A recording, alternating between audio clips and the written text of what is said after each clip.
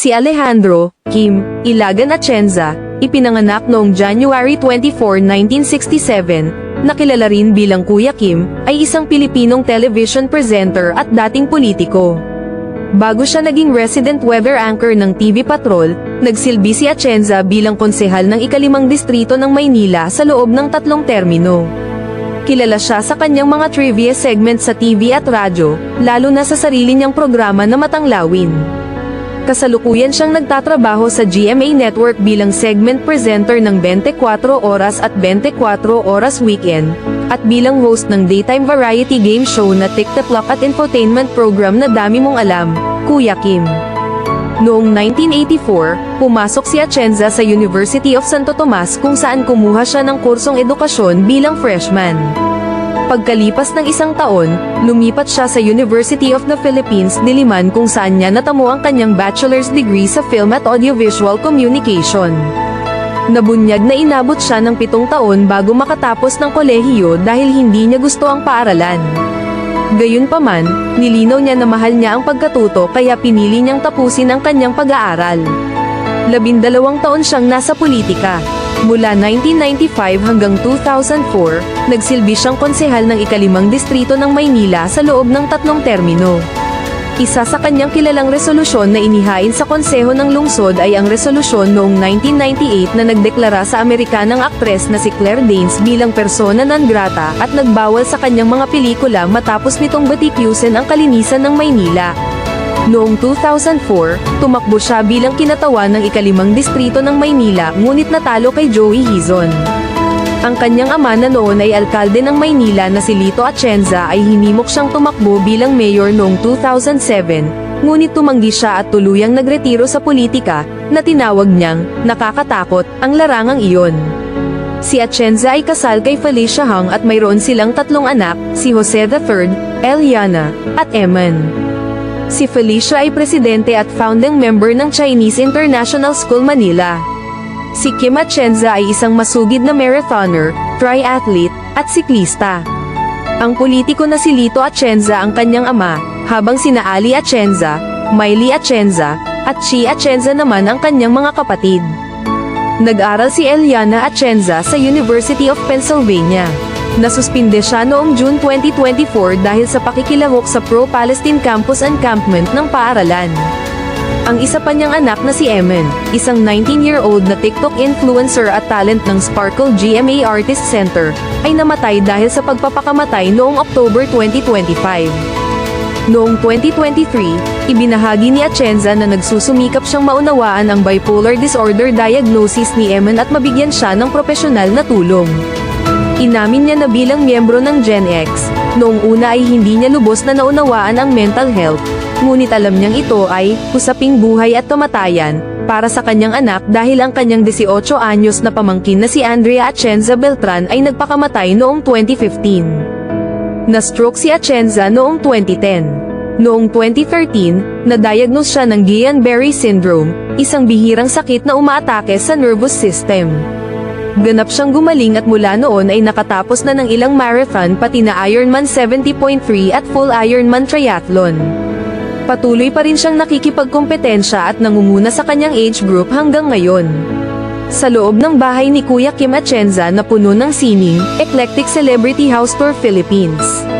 Ipinapakita ni Kuya Kim ang kanyang tahanang may inspirasyong New York loft sa gitna ng Maynila. Bukod sa pagiging trivia expert at mahilig sa hayop, si Kim Atienza ay may matinding hilig din sa sining. Makikita ang hilig na ito sa bahay na kanyang tinitirhan kasama ang asawang si Feli at mga anak na sina Jose, Maymay, at Eman.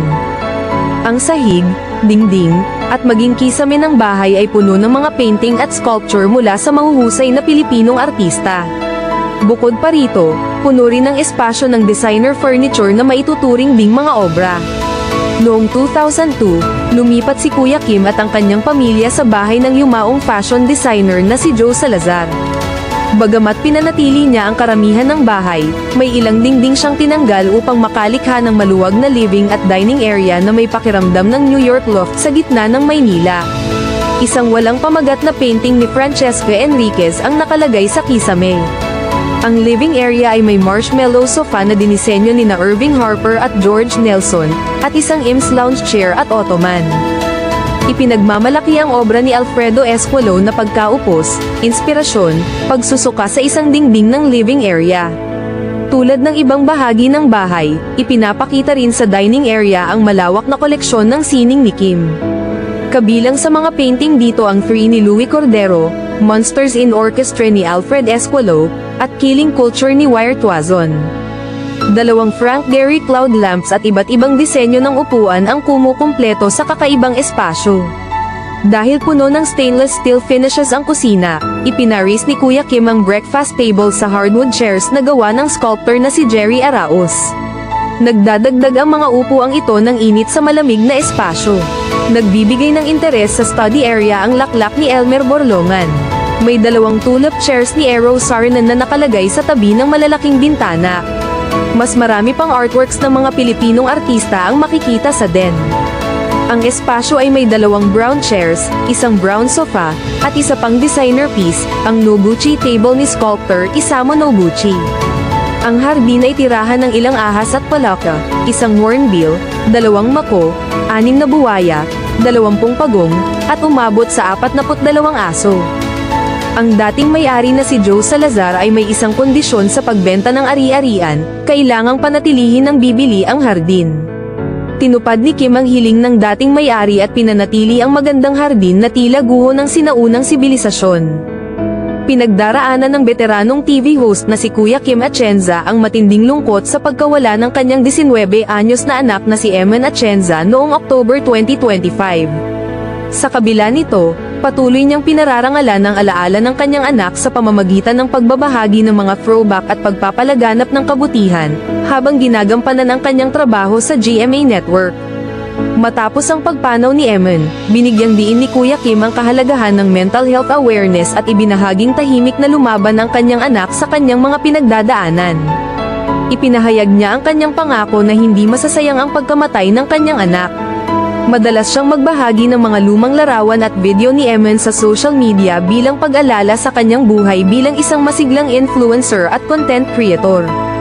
Sa kabila ng kanyang personal na pagkawala, nananatili siyang aktibo sa kanyang trabaho, kabilang ang paglabas sa mga programang tulad ng TikTok at pagbabahagi ng kanyang araw-araw na buhay sa Facebook.